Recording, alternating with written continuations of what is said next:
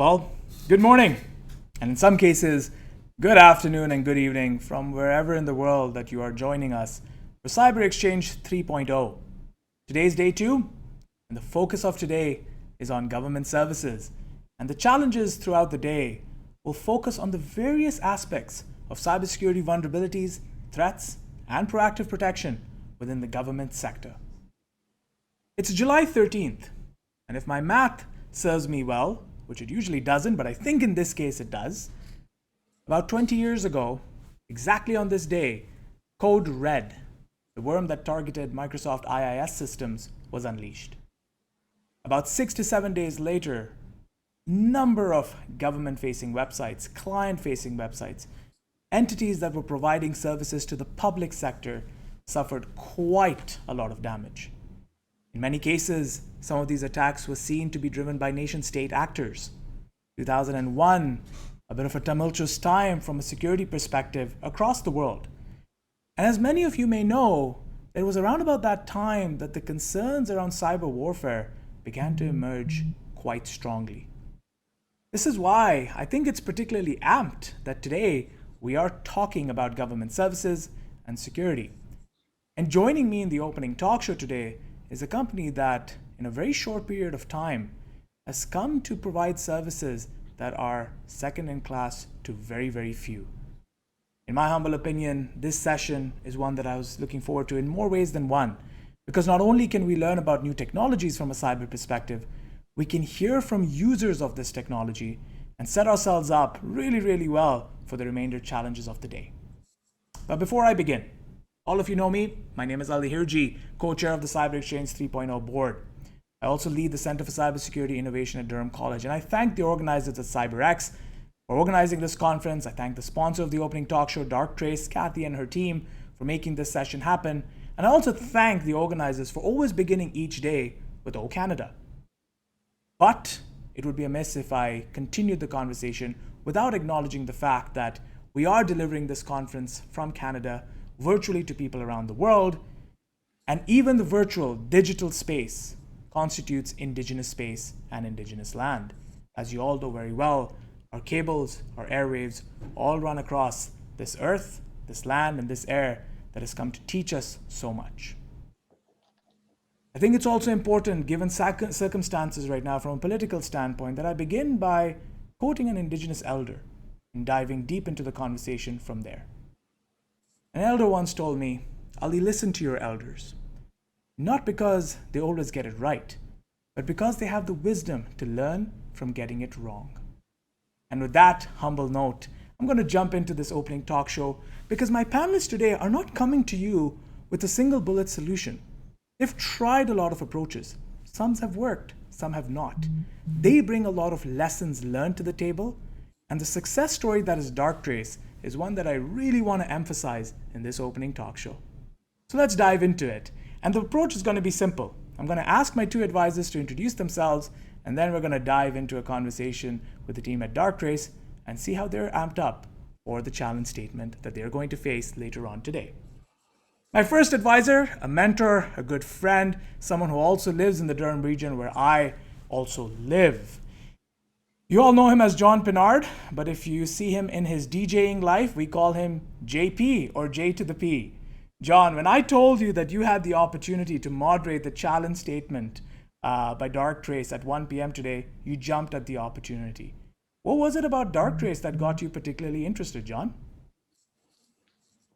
Thanks, Ali. I think the biggest thing for me is there have been so many attacks of late, that seem to have escalated exponentially with COVID, and the idea of having systems available that can help to monitor and protect against that without the fatigue of having to weed through so many different notifications.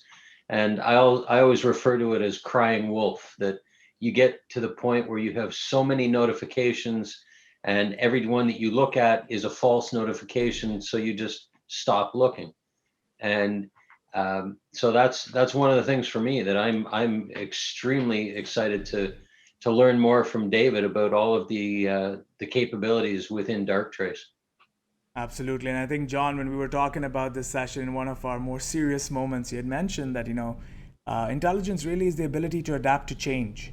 And in a changing cybersecurity ecosystem, the ability to try on new tools that themselves are able to be evolving and revolutionary in their own respect are really, really interesting for folks like yourself sitting in a CIO capacity. So, John, thank you as always for stepping up to the plate, agreeing to moderate, and speaking so highly of DarkTrace, because I can tell you that quite a few on the advisory board are particularly interested in their session today. And as always, John, thank you for being a class act.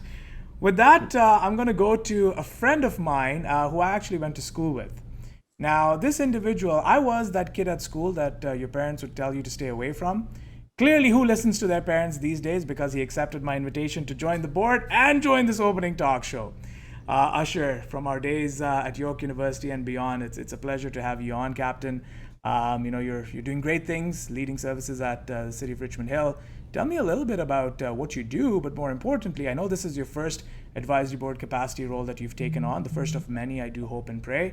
But tell me why this session with DarkTrace was of particular interest to you, Usher. Thank you very much for the humble introduction, Abbas. I appreciate it.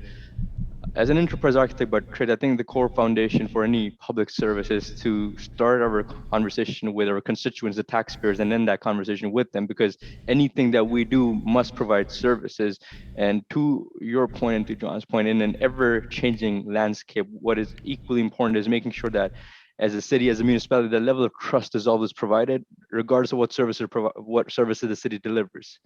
In the midst of this pandemic that we are experiencing collectively, we've seen a rapid rise to digital services, more things online, and that allows us to build that fabric of trust in a very seamless manner and ensure that trust is respected throughout all conversation.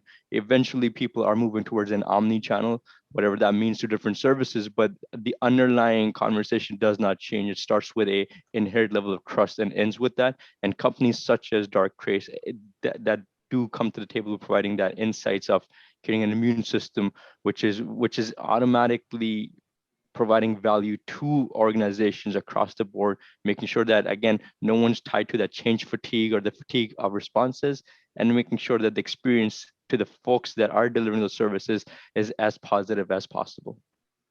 Thank you so much, Usher, from the city of Richmond Hill, the city where the party is at. Usher, I've always said this about you, right? Not only are you a smart individual because you know what to say, you're also a wise one because you know when to say it. And in our preparations for this session, you didn't mention any of those things, but you said it at the exact right time. So good job on you, Usher, because I certainly second everything that you just shared. Now, I know I've kept him sort of hidden in the dark, but it's time to unveil the main man for this show, and that's David Masson. Now, David, you're in need of no introduction to the cybersecurity community. You're an accomplished individual in multiple areas of security and intelligence. But David, I will pepper this by asking a question straight as, when I look at DarkTrace's growth, especially in the Canadian context, from the city of Sudbury, as an example, utilizing DarkTrace services, and then even Dave Cullen from Integris Networks, the utility providers up in Chatham-Kent. Dave actually speaks very highly of you folks, has given you an endorsement, and is actually participating in the tabletop exercise run by Esports Cyber at 4 p.m. And he mentioned a lot about DarkTrace solutions as a part of how he's going to address some of the challenges during the tabletop exercise. You folks have received a lot of endorsement, a lot of support from the government sector here in Canada.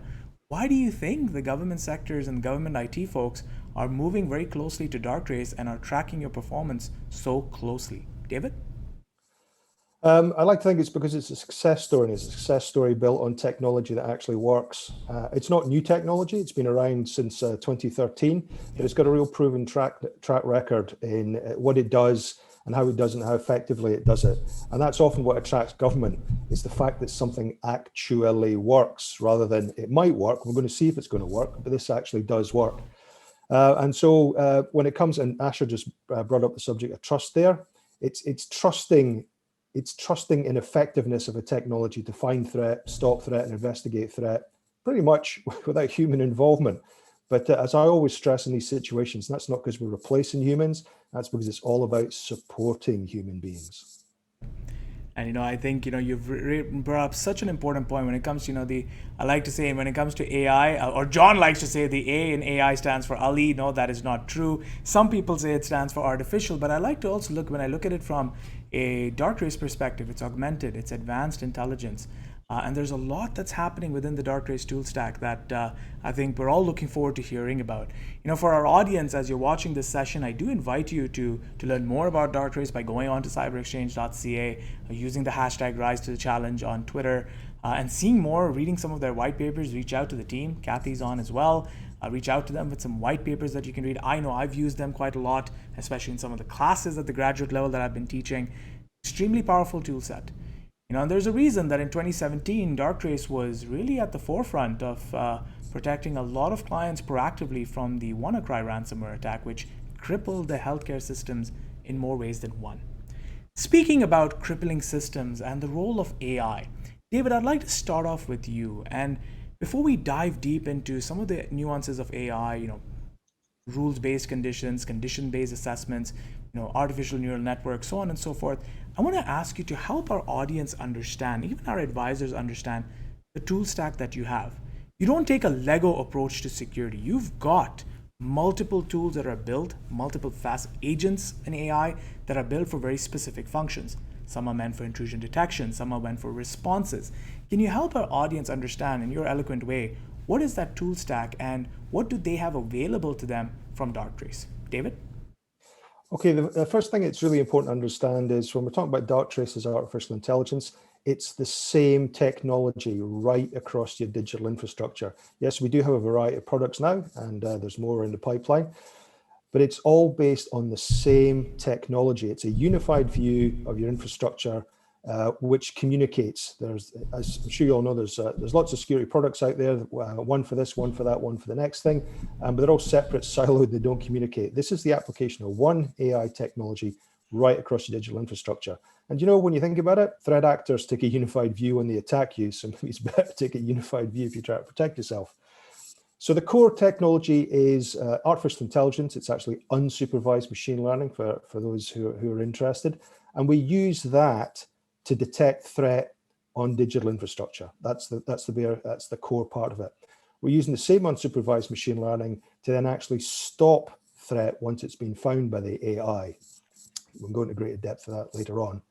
But we're not agnostic to other types of machine learning. So we actually use supervised machine learning for our cyber AI analysts. That's where we've automated the investigation and triage function. Again, I hasten to add, not to replace human beings, but actually put some advantage back in the hands of the defendant, actually augment that hard-pressed security team. And we'll probably talk about that later this afternoon. So that core technology then can be spread around. We use the same thing for email, and it's the same pattern. It's the same immune system approach that we take. Many security products out there when it comes to email basically say to an email at the border, at the frontier, are you good or bad? And the email is going to say, yeah, I'm good, let me in, or whatever. What our technology does is basically saying, do you belong? Because the technology understands the digital infrastructure, know what belongs to the partner life of your organization, and ask the question, do you belong? And it's the same approach when we're in cloud. It's the same approach with all your SaaS products. By the way, for people who are listening, anybody who are in the ICS, SCADA, and the OT world out there, it's exactly the same technology in OT as it is in IT. And that's when you think about it, that's what you really want, because the days of air gap in OT from IT are long gone. So again, you want to use the same technology to take that unified view right across your infrastructure. And I really like that differentiation that you've drawn between IT and OT. And that's a subject that I also believe is coming up quite a bit on the day that's going to be dedicated to critical infrastructure services. So as always, David, thank you for that very eloquent explanation of the tool stack. And again, to the audience, I do recommend that if you go onto the DarkTrace website, you'll be able to see some pretty neat infographics on how these tools have been divided up and how they come together. How they say, right? In our previously, we would tell computers what to do. Today, when it comes to AI, we give computers lots of data, and they give us the best responses. I think some of the responses that you get from the DarkTrace tool stack will truly impress you. Speaking about the tool stack and AI, Usher, I want to bring you into the conversation. Because you and I know this really, really well, and having worked in this sector for a while, AI has operated as a bit of a buzzword.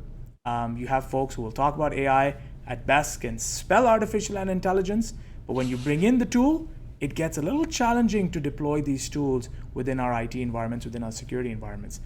From your perspective, is the appropriate training and resources available to consume the power of a tool like DarkTrace? That's a good question, Ali. I mean, in all honesty, I mean, I go back to the point where there's a convergence about the IT and OT and the realm of SCADA being brought in, especially from a municipal standpoint. When we look at this conversation about a unified ecosystem and being able to fulfill a team of individuals that looks at the unified ecosystem, understands what it is, and provides value to the organization, I think there is room to grow an organization's capabilities and truly deliver on an ecosystem that provides that capabilities.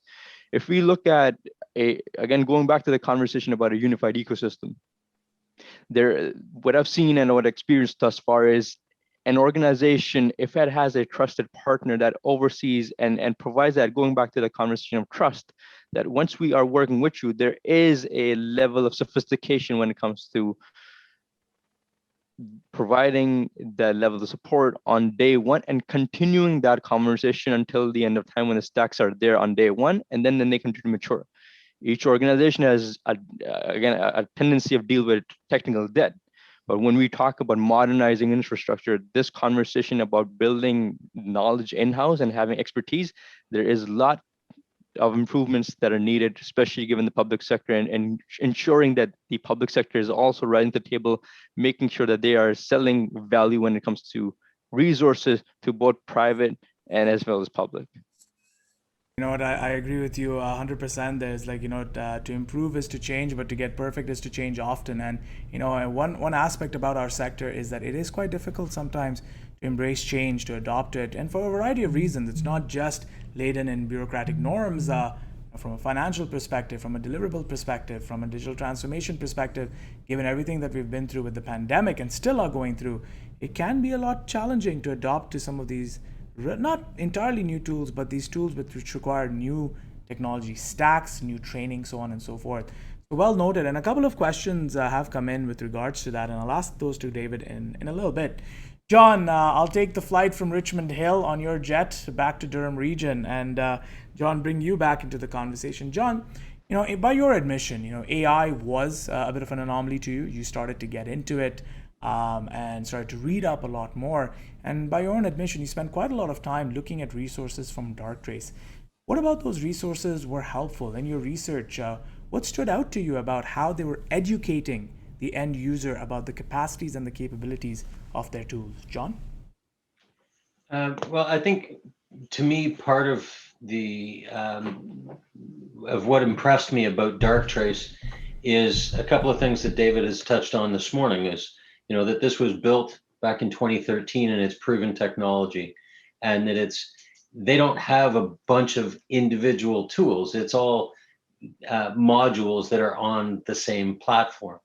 And in quite frankly, and too often, when you start looking at different tools for cybersecurity and antivirus and this and that, they don't work well together, or they don't work together at all. And the idea that DarkTrace is, has sort of a foundation with modules that you can add onto the top of it. It not only does it make for an easier transition to use this system, but from an educational standpoint and a maintenance standpoint, it makes it much easier to teach people how to use it and to be able to keep it up to date. John, I don't say it without reason, right? That when it comes to intelligence, is about taste, taste and ideas, and you've always got incredible taste. And I do agree with you again that not just do I find that there was a lot of technical documentation that you could get documentation on the DarkTrace website for a variety of execs within your organization, for the board, for the CFO environment, so on and so forth. And I will say this by my own admission, we've used quite a lot of it, and it's been very, very useful for us. So John, certainly agreed with you 100%. I'm watching the chat, and thanks to siberX team for this really nice setup in the studio where I can see the chat as well.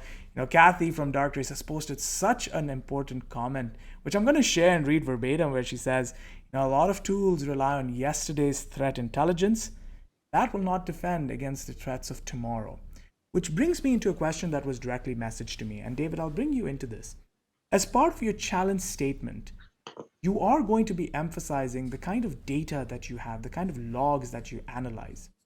But when you think about it from a government perspective, and we think of it from an international perspective, how easy is it for you to gather data from a cross-border perspective?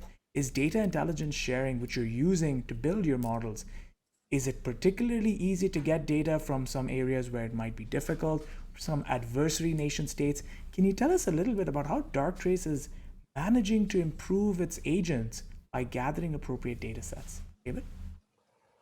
Okay, well, I'm about to make a pretty fundamental statement here in that we don't use training data sets, okay? We don't use threat intelligence. We don't look in the rear view mirror at what has happened and then use that to find threat. We just quite simply don't do that. What we're doing is bringing in raw network traffic, whether that's on-prem, cloud, SaaS, metadata from your SaaS, email, etc. And then what we're doing is allowing the AI to analyze that and to build patterns of life, basically to develop a sense of self for that digital infrastructure. And because the AI understands self, you might think of it as understands normal. It can see when there's change to normal. And when it sees that change, it can tell you about it in real time. But more importantly, it'll tell you how much of a change that has taken place. And it's that how much of a change, and it's given a score between 1 and 100, that is saying to you, you need to look at this now. You can probably ignore this. You might look at this later this afternoon. Hey, you better get off to the board right now, tell everybody what's going on. That's how DarkTrace actually works. If we were to rely on threat intelligence, let's say, or based on past experience, trying to work out what's going to happen in the future, that's a fancy way of saying guessing, then that's all the AI would do. It would only ever find what is already known. And that's just not tenable. It's absolutely not tenable going forward. You cannot keep looking in the rear view mirror at what has happened. And that's another reason why we won't use logs, because guess what? Yeah. Logs can be altered, changed, deleted, etc. Folks, you're still going to need your logs. There's lots of compliance systems out there that say you need to have logs, and they're very useful when it comes to evidentiary things, when you've actually got to prove and prosecute a crime. But they're about what has happened, not what is happening. Having said that, in DarkTrace, you can import your logs into DarkTrace to add context to the threats that are found by DarkTrace. But DarkTrace won't use those logs because it's yesterday's news. What we're about is using what's happening right now to work out what's going on in the network. You know, John, David, I was really looking forward to you mentioning that difference, because the D in DarkTrace stands for DarkTrace, but also stands for difference. And this is why one of those aspects of how DarkTrace actually develops a pattern of life is something that I'm particularly interested in seeing how that gets deployed within a government-like environment. People laugh at you because you're different. They laugh at you because you're all the same and looking at the rear view window. So it's going to be pretty interesting to see how the challenge statement evolves for you, David. David, I'm going to keep you on the hot seat just for a little bit more and then come back to Usher and John to get a little bit of more perspective.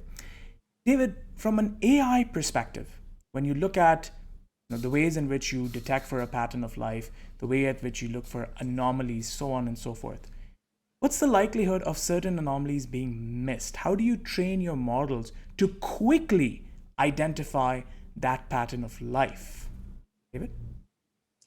The AI starts working the minute you start pumping all that raw network traffic onto the AI for analysis. For those who are listening, I'll just get a little bit technical here. We're not in line, we're not hoovering it in that way. We're basically port mirroring it onto the AI for analysis. So we don't actually touch your network. So for anybody who's out there frightened of AI touching something, it doesn't actually touch your network. So we port it on. And what it's actually doing is it's going to find all anomalies, all changes to that pattern of life, that change to self. What the AI doesn't think in terms of good or bad, malicious or non-malicious. It simply thinks of the network, not of the network, of the network, not of the network. And when it's not of the network, as I said before, how much it is not of the network. So in terms of low scoring anomalies, you probably don't need to worry about those. It's the ones that are higher and the ones that get the bigger score. That's where you need to really pay your attention. And the idea behind that is, because if you do that now, because this has been shown to you by AI in real time, guess what? You don't get hacked. That's the whole idea behind it. You nip that in the bud so early, you don't actually get hacked. I've seen lots of people talking about ransomware recently and about ways to avoid ransomware. And everybody's got lots of ideas, backups and this, that, and the next thing. The best way to avoid ransomware is don't get ransomware, right? Don't get hacked in the first place. That's the whole idea. And that's really how we deal with the AI doesn't go looking for anomalies, because if it went looking for anomalies, it's been trained to find certain anomalies. And as I said before, that's not how it works. What it's looking for, what it's seeing, what it's reacting to is change to normality, and then telling you about it. David, I think that the change element that we were talking about, I really look forward to seeing how at the challenge statement, how that gets captured as well. And John, I'm sure quite a few questions are starting to brew up in your mind as well as you prepare to moderate that challenge statement. John, I want to bring you back into this conversation. Besides all of the readings that you've done in AI, preparing your team, so on and so forth, can I ask you a question around AI readiness? John, I have no doubt that DarkTrace is going to, in our colloquial phrase, kill it during that challenge statement. They're going to do extremely well.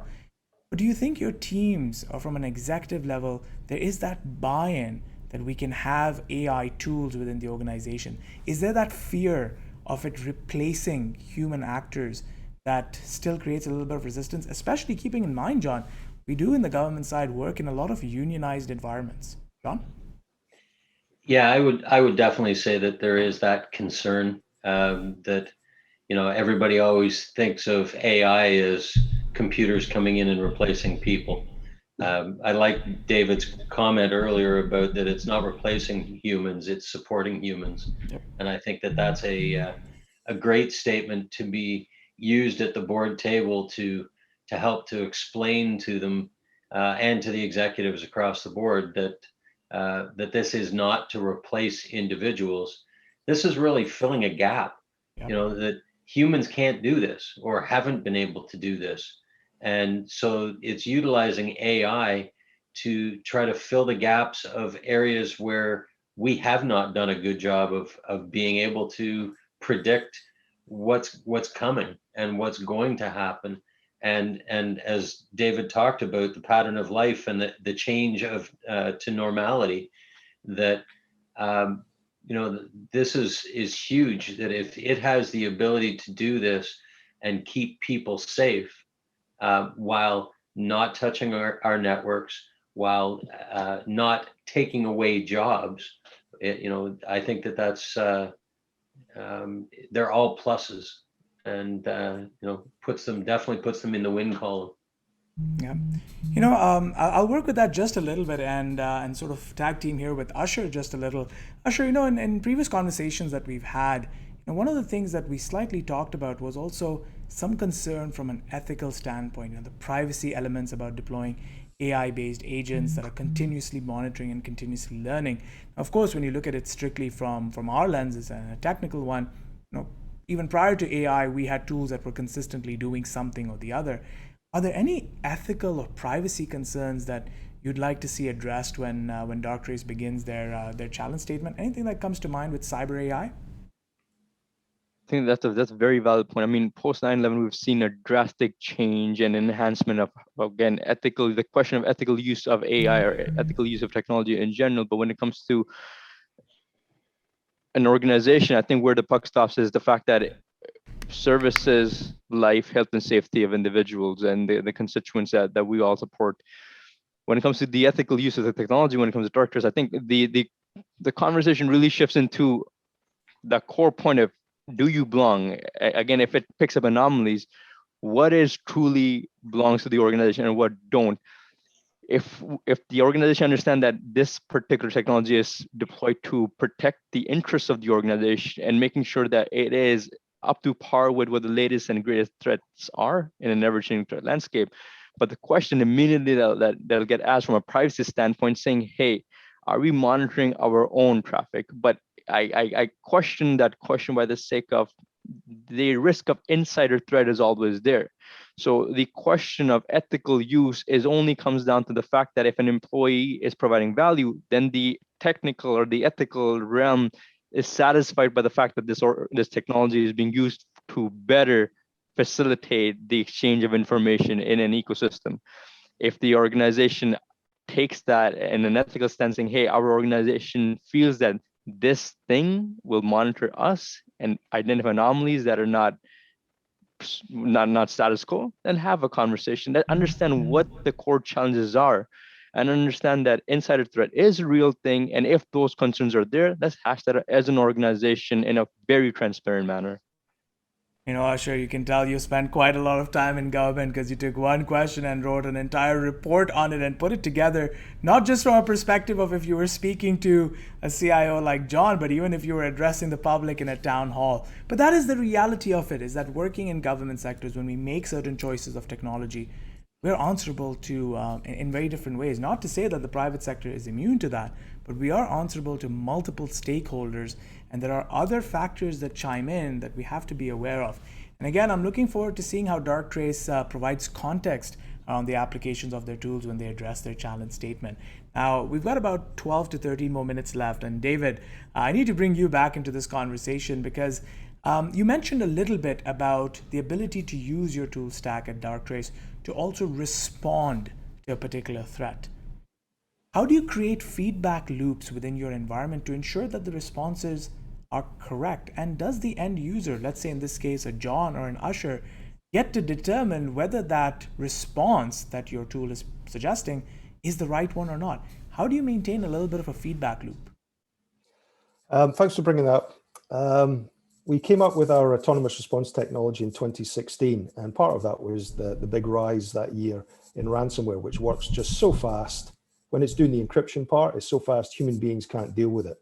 If you remember when Maersk got hit by NotPetya, they had people running down the corridor screaming, "Unplug your computer," but they couldn't run fast enough, right? So we came up with the autonomous response technology to actually stop threat. Very, very briefly, just to explain it for everybody.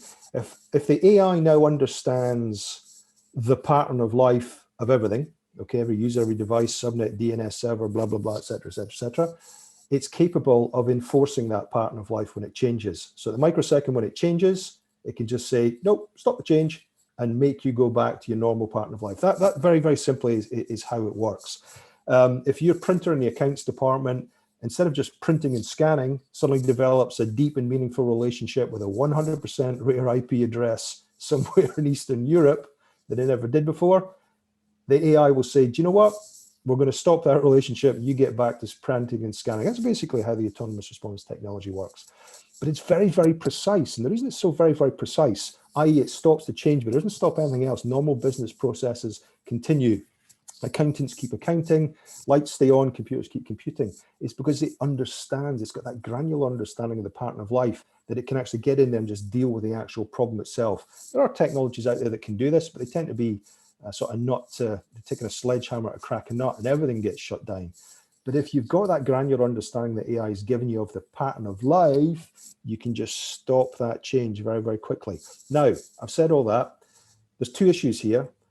For a lot of people, and we mentioned it, and John just picked up on it there, allowing AI to make evaluations about what is threat and isn't without human involvement is a step for some people. It takes them a while to get used to it. But then allowing AI to actually take action on your network, and I mean touching it now, doing something about it, is a really big leap. And we know that, we understand that. That's why this technology, and by the way, we're the only people in the world that can do this as I speak, unless somebody's about to come up with someone else. We realize when it's delivered in such a way that it's fully customizable by human beings. You decide where you want it to work, where you want it to stop, how long you want it to stop things for, how you want it to actually stop or trickle or whatever. And we also advise people to begin at what we call human confirmation mode, where it basically says, hey, this is what I found. This is what I'll do to stop it if you allow me, and you can say yes or no. So if you say, hey, I found Conti ransomware, do you want me to stop it, yes or no? And you can say yes or no. Hopefully you're going to say yes. And then away off it and goes and does it. Now, the curious thing is, believe it or not, it usually takes about 6 weeks to 2 months for people to get comfortable and build, as Asha was brought up earlier on, the subject of trust, for them to trust the AI to actually do it. And they very quickly realize that it really is a granular, surgically precise action that it takes. The great news is, if you don't like it, you can reverse it. David, if I can, two things here. Number one, it comes as no surprise to me. Dave Cullen, Intricate Networks, who's going to be on later on today, huge fan of everything that you do. I think he's given multiple endorsements to DarkTrace. It comes as no surprise to me that one of my mentors, Mark Dillon, will be joining you tomorrow as well. Kelly Irvin will be joining you tomorrow as well. These are not small names in the security space, and I think the way in which you have articulated yourself, and David, you've got so much experience that comes out, but I really understand the approach that you're taking. However, respectfully, if I can ask you this, and wear my proverbial AI hat on, is this well and truly AI? Isn't it just trend and pattern detection, which at the end of the day is statistical inferences? Is this well and truly AI? Do you get that question where AI skeptics look at this and wonder, are you actually operating from an AI perspective, or are you doing trend analysis? How would you deal with that kind of a question? People, we often get asked that question, and is this Skynet? Well, it isn't, because that's general AI, broad AI, and to be honest with you folks, it doesn't exist. In fact, it may never exist. We wait to see. What this is narrow AI, and what that effectively is it's a solution, it's a tool. So, and every time you hear those words, by the way, it means there's going to be a human being involved. There will always be a human being involved. What the AI has done is basically has built up a massive, detailed, granular, mathematical understanding of life inside digital infrastructure. That's what it's done. And of course, it's able to do it. Human beings can do it. It's able to do that because AI can handle complexity, can handle speed, it can handle mass scale, it can handle mass change, and in many ways actually welcomes chaos. Yep. And remember, that's why we call it artificial intelligence, because it artificially looks like human intelligence, but it's not.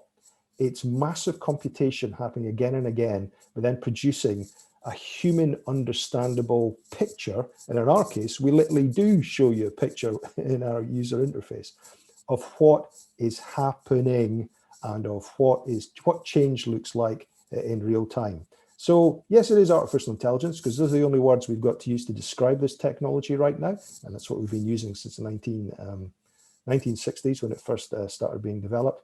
So yes, it is artificial intelligence, but people should always remember that it's artificial intelligence. Yeah, no, I really appreciate that that approach, and you mentioned a couple of names, and it reminds you of that saying, right? That if that's the way you've always done it, you're probably doing it wrong, especially if you want to look for the AI and true AI when it's happening. Now, David, though we are running a little short on time, I will say this, is that there have been a couple of questions that have also come in from Twitter, as I can see, around XAI and explainable AI. And I'll try to make sure that I leave some notes for John so that when he dives into your challenge statement, he's able to bring up some of those questions as well. I'm going to bring John into the question, then we'll go to Usher, and then we'll have some closing soft landing remarks from Captain David himself. And it comes as no surprise to me that so many advisors on the siberXchange board hopped on the opportunity to engage with you. So thank you, David, for everything that you shared thus far. John, I know you and I have had a lot of conversations around AI versus the human mind, AI versus John. And as you said, AI can beat you at chess, but it's no match for you in kickboxing. John, very quickly, if you can tell me, if you had to open up your crystal ball, where do you see AI going in the world of cybersecurity? And how important is this DarkTrace session for our audience? John, some closing comments from you, Captain. Well, I have to say that I am somewhat of a skeptic, or have been somewhat of a skeptic of AI, although you keep telling me how great it is. But I have to tell you that, having done research on DarkTrace in preparation for today, I have been remarkably impressed at how well they actually utilize AI as I'll call it as an add-on, not as a replacement. And I think that as long as it stays in that add-on realm rather than the replacement, I think it will continue to gain momentum as it goes forward. And I mean, a tool like DarkTrace to me is an awesome setup, in the sense that, as I said earlier, that it's building a platform with modules on top, and it's not piecemeal, so that in this way everything works well together. And it means that the upgrades are seamless, and that it's similar technology, it's proven technology that they've been utilizing since 2013. So I think that AI will evolve, and I'm sure that DarkTrace will evolve along with that. but I think that they seem to have the right mindset as far as that this isn't replacing humans, that this is assisting humans. John, I rarely bestow words of wisdom upon you, but I told you so, my friend. Innovation is not about looking at change as a threat, but as an opportunity. So I'm glad you looked at this session as an opportunity to learn more about AI, but also to start seeing how you can adopt it into your practice. So John, as always, thank you very much. And we'll come to you also with some very quick closing remarks. Again, now I'll take the flight instead of Richmond Hill to Durham Region. I'll take it the other way around. Captain Jaffri, Mr. Usher. You're an individual that has built a name around trust, and you've always said very eloquently that what we have is our name and the trust and the reputation that we build. When you select certain tools, especially tools from a cyber perspective, you've always paid attention to dashboards, visualization, so that you can see what's happening. What are you looking forward to when DarkTrace presents their tool stack? What are you looking for from a visualization and a dashboard perspective? What will stand out to you, Usher? I think it boils down to that consistent ecosystem is building on the same robust foundation and not piecemealing it, because I think John hit on the head. It is not piecemealing, because piecemealing anything provides change fatigue, and we know the folks that are protecting the crown jewels, the last thing that they want to go through is change fatigue, especially getting up in the morning or first thing saying, hey, we see an anomaly, let's go address it, and who else do we need to call? Oh, that's not part of the stack, we got to call someone else. That conversation becomes a very frustrating experience and does not result in yielding positive lessons learned for the rest of the organization. Again, it's the lived experiences that an organization goes through and then has value for the next generation and so on and so forth. When it comes down to looking at dashboard, it is that building on a foundation that is a consistent ecosystem, single playing field, and the tools are just built on the same foundation, not just piecemealing, like Lego example that you gave earlier. I think that convolutes the conversation, and making sure your dashboard starts with a consistent picture, and then you have the ability to drill down as deep as you want, hitting at that port level, but at the same time you scroll back, looking at the bird's eye view. I think that's what the conversation is about, and that's what I'm truly interested in this afternoon. Absolutely, and I think the aspect of visibility and the ability to monitor really ties into this aspect of XAI. One of the things that we train a lot of our graduate level students is on this aspect of you really need to move away from saying, well, we did this because the AI said so. The ability to explain it, the ability to track and trace and demark that is extremely important. And for those of you who have been exposed to the DarkTrace tool stack at any point of time, you'll notice that visualization and that dashboarding techniques implemented by DarkTrace are particularly useful. Now, we have about 2 more minutes left, and then we're going to be heading out and letting you folks prepare for your challenge statement edition. David, if you've already achieved so much at DarkTrace, so much has happened. Since 2013 to now, you've been in the news for a variety of major achievements, growing rapidly within Canada. In your perspective, what does the next 5 to 10 years look like for a unicorn like DarkTrace? We've always said that cybersecurity isn't about the big bad world out there. It isn't about understanding all the latest versions of this, that, and the next thing. We think too many people focus on the breach and not on the business, and that's what we're going to be doing. We're going to be focusing on the business, not the breach. At the end of the day, what cybersecurity is about is actually ensuring that businesses, organizations, governments, municipalities can get on and do their job. And that's really what we're going to be focusing on, to make sure that the world gets on and can continue to do its job. I agree, and I think when you look at the way in which DarkTrace has evolved over a period of time and the relationships and the trust that has been built, the future is going to be extremely interesting in terms of how things evolve. I will add one more note here, David, is one comment that came in directly to me was also on, would be interested to see how DarkTrace can be applied not just to big government environments, but also smaller municipal communities. And I think you're in one right now, and the internet has held very well. So I will pray to all the gods that I know that stays the same for your challenge statement as well, because John Pinard is going to have you on the hot seat. So before we close, I always like to get my audience to get to know the advisors a little bit more, and you're all going to get to know David a little bit more during his challenge statement. Usher, one comment on why was this challenge statement edition very important to you? You took to it very quickly. You've been a part of many conferences, but this one, for some reason, as you mentioned, stood out to you. Why is that the case? Can you shed some light on that?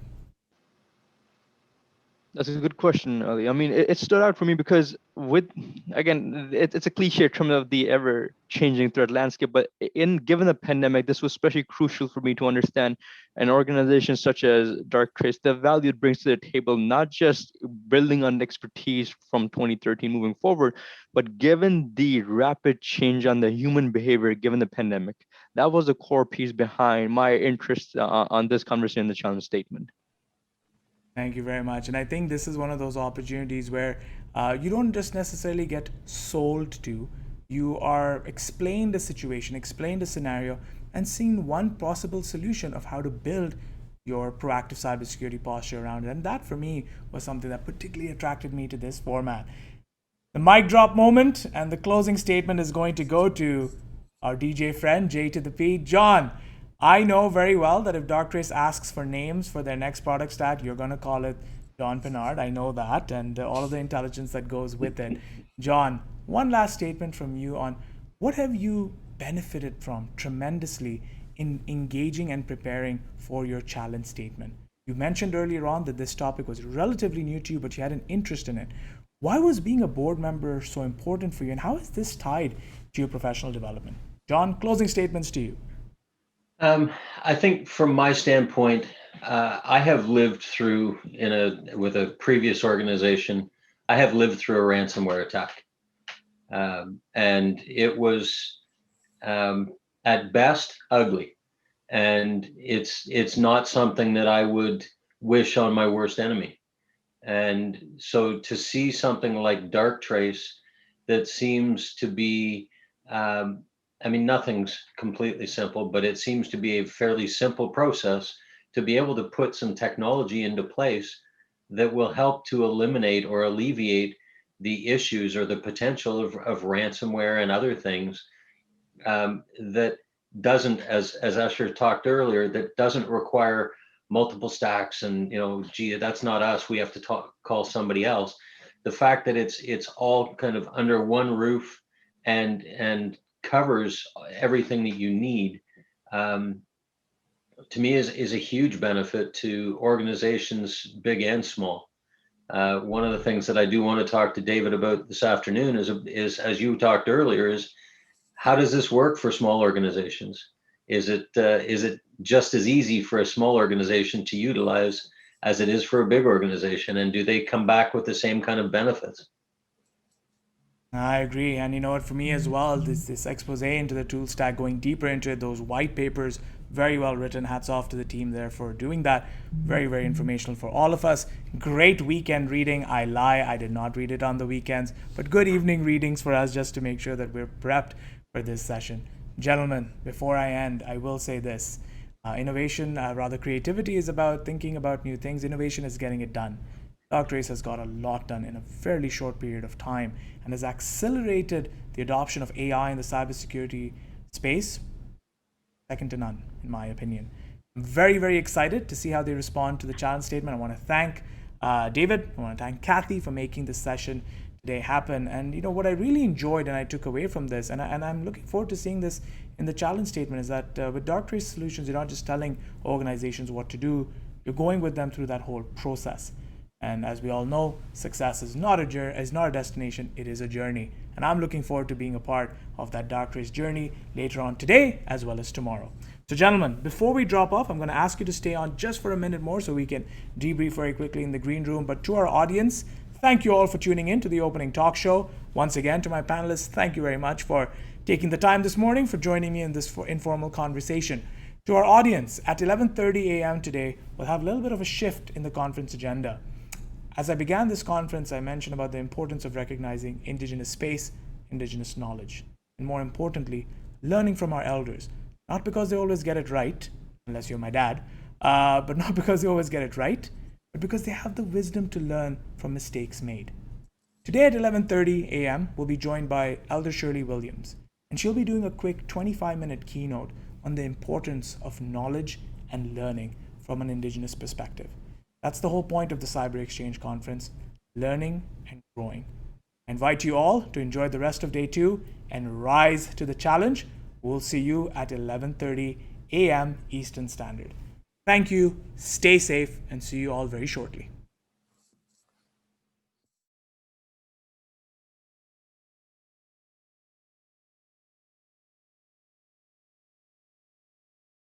had to do is to spoof you with few emails, few phone calls, look for you in